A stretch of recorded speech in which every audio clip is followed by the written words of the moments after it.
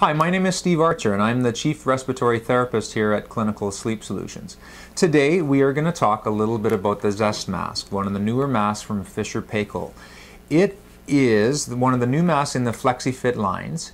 It replaces or is another mask from the 407 from people who know that mask. It has had some changes and some improvements made from the 407.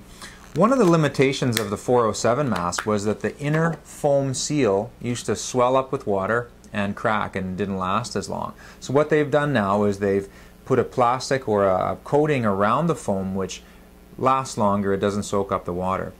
The silicone overpiece is now mounted onto a hard plastic shell, so it is a little bit easier to clip on and off back onto the mask frame itself. The vent pattern has changed.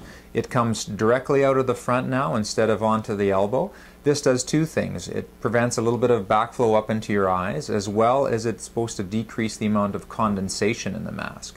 The forehead pads and the strapping has remained unchanged. The quick release strap is still there, just like the 407.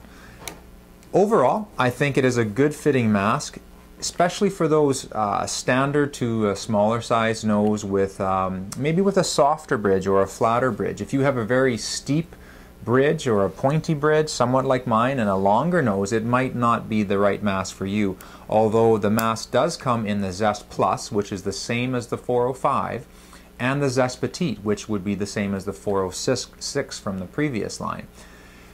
One last thing about standard masks, most masks, is that when you do your initial fitting, fine to fit it sitting up, but when you lay down, you should make some finalist mask adjustments and get your fingers underneath the Velcro.